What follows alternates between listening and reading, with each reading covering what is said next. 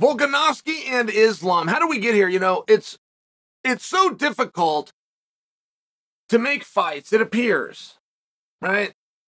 And I see that. It's really hard for me. I never felt it. I know anything about it. I trained with a group of competitors, but we had the same mindset, and it was a wrestling mindset. And there had nothing to do with who your opponent was. It had nothing to do with how you felt, ever.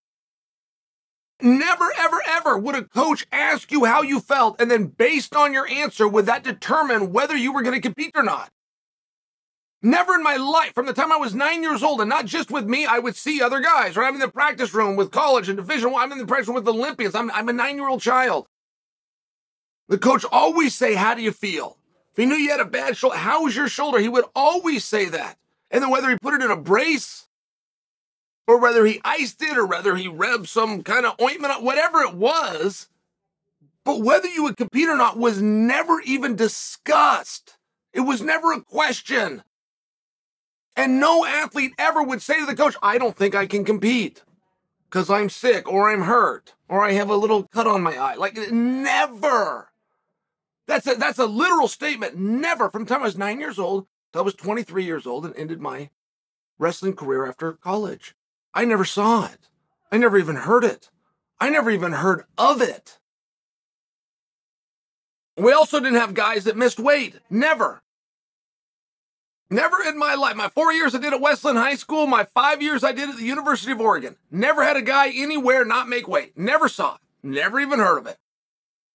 Show up and compete with who. You never talked about who your opponent was. Ever.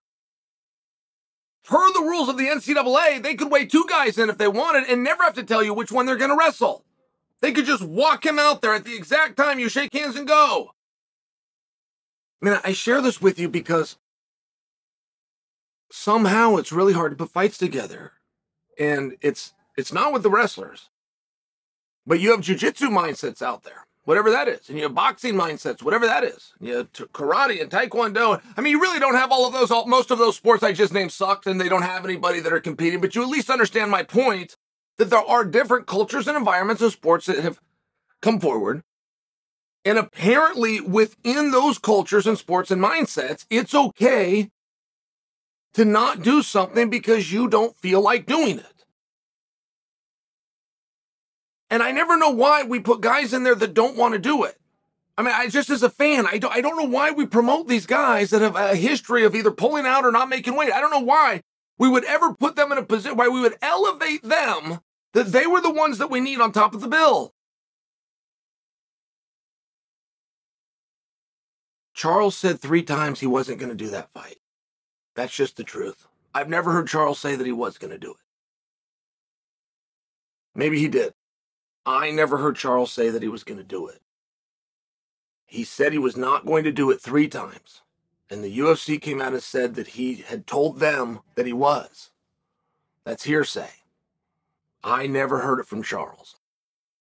And I could never figure out why we would put somebody in that spot that doesn't want to do it when you have Volk that does want to do it. Or you have Justin Gaethje that does want to do it. I'm just sharing with you that I didn't understand it.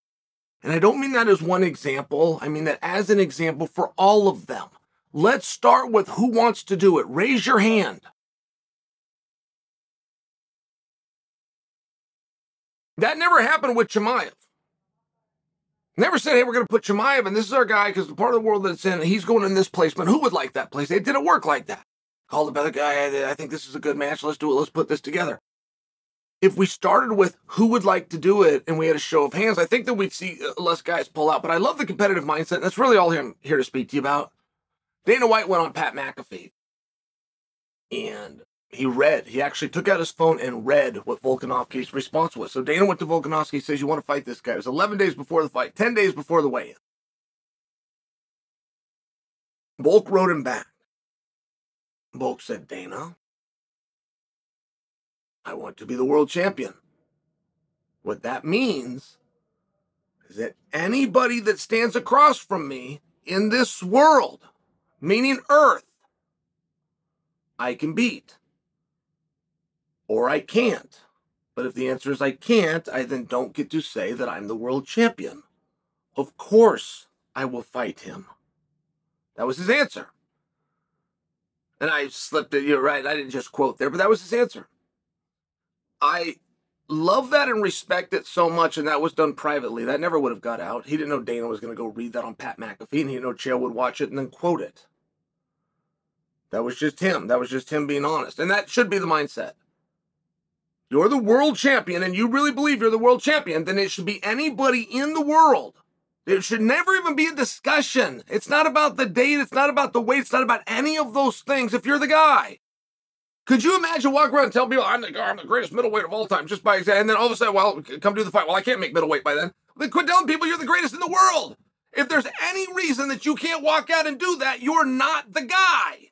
But you also wouldn't think it, right? Like the actual guy wouldn't think. Charles doesn't think he can beat Islam. Charles didn't refuse to fight Islam 3 times in the media and then pull out of this fight with a scratch, right? He's got the same scratch that Logan Paul just fought with. It's the same scratch. And the same commission would allow you to glue it shut. That's within the rules. 100% within the rules. Not to mention, in 15 days, you could have sewed it and would have healed. I mean, but before we get into any of that, Logan Paul just did it. But there's certain guys that really think they're the best in the world, and I just think Volkanovski deserves credit for that. Meanwhile, back at the farm, I caught an interview by Islam, and they asked him about Volkanovski, and he didn't try to dismiss him at all. You want to know what he said about Volk? He said that was the hardest fight of my life. It's the hardest fight of my life.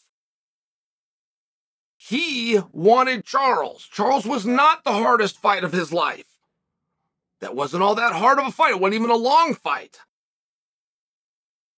It wasn't a competitive fight, right? Like there's a guy that you want. That's your job as champion. Somewhere, some demographic really wanted to see that fight. Khabib was with Islam. They were doing a joint interview when Islam made this statement. When he said, look, folks, the hardest fight of my life. It's a big deal. It's a big deal to have something so difficult that you're fully aware of, that you can even articulate. Oh, and by the way, you sign up and agree to do it again.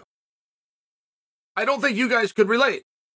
Whatever it was, that was the hardest day of my life. That was the hardest workout of my life. That was the scariest moment of my life. Whatever that moment might have been, that was the worst blah, blah, blah of my life. Would you agree to go back and do it again? By choice, if you could go back to the scariest moment, the worst moment you've ever had, would you go back and do it again? No, you would not elect to do that. And it's exactly what Islam said he would do. So it was the hardest fight of his life. He signed up to do it again. And it's not what he was expecting. He was expecting a guy that was a lot easier fight of his life.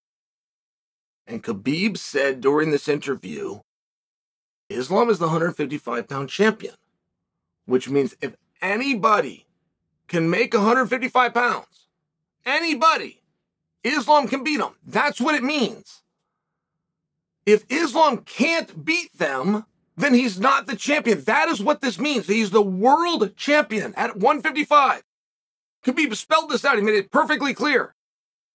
He said, if you could get King Kong to make that weight class, bring him to Fight Island. We don't care who it is or when it is. We have one prerequisite, 155 pounds or below. That's it. Don't even ask us anything else. And we're not going to ask you for anything else. We're not going to ask you for more money or more tickets or more time. That is the mindset of 2 different world champions from 2 different cultures on 2 different continents